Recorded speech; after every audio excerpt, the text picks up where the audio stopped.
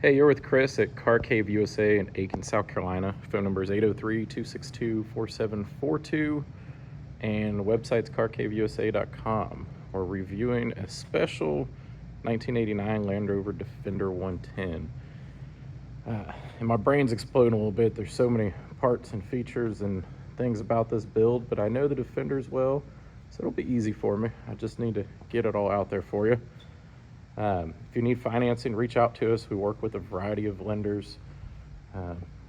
We can help you out. So make sure to reach out. Like I said, carcaveusa.com. This Land Rover is special. We purchased it a while back. We've been driving it, used it for a few road trips. See a trailer hitch on it, which is perfect for a little trailer. We've been towing a little Fiat with it now and again. So I think since we completed the build, we put about 2,500 test miles on it. Always performed great, never left us stranded. It's well sorted, well built, good paint quality. Tires are brand new. So we had a different set of wheels on there and didn't like them. So we went over to these Venti 18-inch alloy, then the brand new Cooper Discover STT Pro. They probably have 35 miles on them now. Larger tire, feels a wheel well nicely. I think the wheel tire combo package was about $7,000, so it wasn't cheap for the whole set of 5. But on this vehicle, we bought it out of Greece. It was dry climate. It had less than 60,000 original miles. We went in to do a body off repaint restoration. So we've changed it around a little bit. You have a Edelbrock Performer intake. You have a Holley Sniper fuel injection, stainless headers, stainless exhaust. You also have up front, you have a Puma hood, you have KBX grille, the different matching headlamp finishers there, a bumper that came from Rover's North. So that's their specialty kind of slimline winch bumper with the round LEDs in it. That's a Warn Evo, what is it again? Evo 8S, so it's a synthetic rope winch. Warn makes high quality stuff, so we've always liked the Warn gear. Underneath you have Bearmock Blue springs, you have heavy duty steering rods, which you can see. We've done the brakes. Like I said, no stone's really been unturned on this whole build. And it's little finishes like, replacing the hinges. I sometimes like using the black alloy because you don't have to worry about the paint chipping and rust penetration on the hinges. Even if you switch to a newer style and higher grade, if you use more of the factory original, they're still prone to rusting. Little things like stainless steel screws here in the finishers, the grills, and then you go to having a safety devices 6-point roll cage. So we like the safety devices. That was what was spec'd in the NAS 110s and in the NAS model Defender. So this one here, that cage from the factory was safety devices. So it goes down to chassis in 6 points, and they're sound. You can roll it over, and the goal is you want to walk away. So I like putting the cages on them, especially if you're going to interstate this thing. I've gone deep into Florida driving this, down there a couple times over the road. Performs well. You have the Safari half doors. We have the windows for it. I always like to keep it like this. I think that's the best setup. You get a sunshade, it's open, rolls down the road nicely. Upper and lower dash refinished in leather. You have your alloy shift knobs, a wood Momo steering wheel. You have heated, fluted Exmoor Trim seats here. They're finished in camel color. A big security console. You also have power outlet here. You have one in the dash. You have your Holley Sniper screen, which is for the fuel injection. We temporarily locate it there. If you don't like it, we can reposition the thing. We've 3D printed one to go up top. Some people want it hidden. Some people, once it's set, they don't want to see it. We made sure our factory gauges work, so you're not having to monitor temp and all your other output settings on there. But if you want it, it's a good backup to see it. I like reading it. I'd kind of pay attention to it, probably a little too much. But we can move that around, so it's not fixed. Set of OEM rubber floor mats. I do like this bigger, tough security console. If your winch controller in there, it's lockable. So if you go down to the beach and you leave it this way, you could lock up some stuff if you wanted to. It's really secure. It's hard to get into, and those aren't cheap from Exmoor Trim. So as you look and you go through, we picked high grade finishes. Everything's well done, and good thing is it drives great.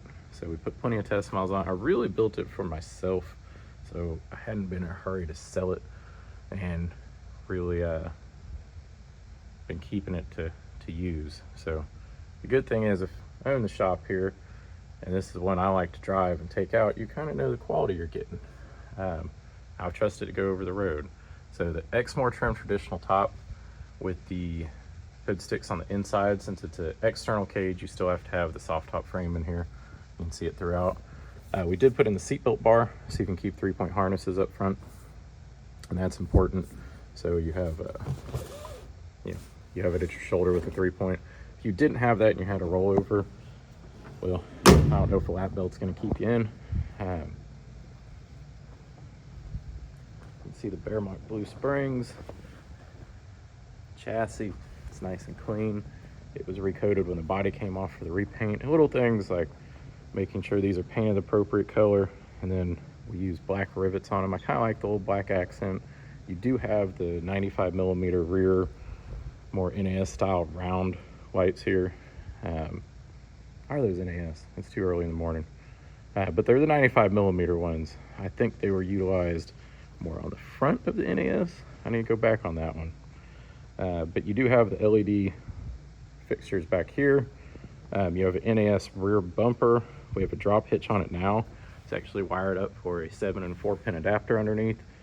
And you have a Mantec rear tire carrier. And that's important because you want to get the weight off of just the door, especially when you have one of these half doors.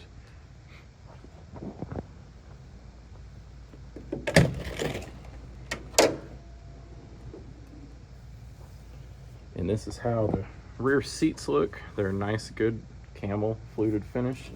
And your seat belts back here, they come across, and you just have a simple lap belt that goes across here. So you can see them anchored in the back. All 6 have seat belts. We like having just a normal rubber mat back here. You pick it up, you yank it out, you can wash the thing out. This was been in here, since we've been utilizing on a few road trips, so they're easy to clean. You pull it, and you're not worried about scratching up your paint underneath. You can see it is in good shape under here. The mat isn't used to hide anything. It was all repainted. There's no issues underneath there. Same with the door holdbacks being lubricated. Everything shuts nice. We do like putting the tag adapter on the back so you're not anchoring in the body. That's a solid upgrade. You can see the exhaust system coming out. I know the rear Salisbury's been serviced, and I do like those springs. They're comfortable. They ride down the road well. Always solid.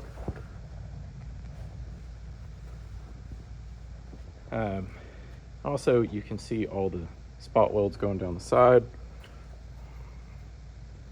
That is indicative somebody hasn't put body filler. You can see it there. And when we bought this, the whole tub was straight. A lot of times it's been wrecked in corners, on edges, so you want to make sure you have a straight body tub. A lot of the ones in the market, they've retubbed them. This was the original tub. And all the spot welds you want to see are there. There you go. See, I wasn't full of it. Your larger 95mm light.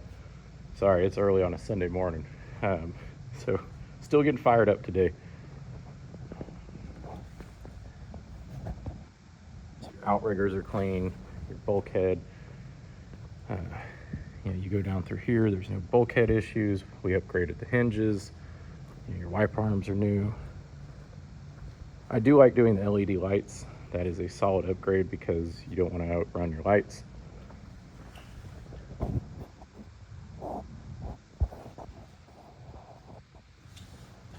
We did do black lug nuts inside the wheels there, so they're matching.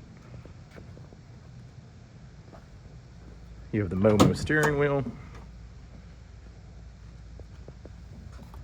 It says just under 100,000 kilometers. Everyone asks that question, they see it. So 0.62 is a conversion, has a little under 62,000 original miles. So that's not restoration miles, that's since this thing was built factory new. The motor runs strong. Everything is sorted. It's ready to go. It's ready to drive. And this is my favorite look and setup here. So I know I'm missing some things on the build, but I also have a build sheet online there. So when you have questions, come back to us. We know our Defenders really well. It's a beautiful build, fun to go to the beach. You could road trip it. V8 has plenty of power. And we've put enough shakedown miles on this thing to know it really well, to like it, to run it, to drive it, to road trip it. Great Defender. So if you have any questions, reach out, 803-262-4742. My name's Chris. Website's CarCave USA. When you look around, you can see some of our unique collection. We might have, I think there's a Piaggio Ape, an Isetta, a 300 TDI, a Duchevaux, a Chevelle, a 3100, NAS, Delta Integrale Evo 2 dealer collection, a VR4, really low mile 79 truck, supercharged Jag, another 3100, 427 Vet, a Fulvia 1.6 HF Anelone. You have a twin cam Alpha. You have another V8 Defender tucked here in the corner, a 100 Bronco. Vet has 11,000 miles and it's a 6-speed. Only way we'd buy it. Those Alphas are great. A manual supercharged Jag, an Audi. We like doing some Troopies. This is a HJ61 turbo diesel. Fiat Uno turbo, BMW 2002 Ti, Renault 5 GT turbo, old Omani military Defender. We have a couple more Defenders back here, as you can see. Another Fulvia 1.3. Let's see if the boys locked me out of the shop back here. They did not. So as you can see, our full shop back here. What are we working on?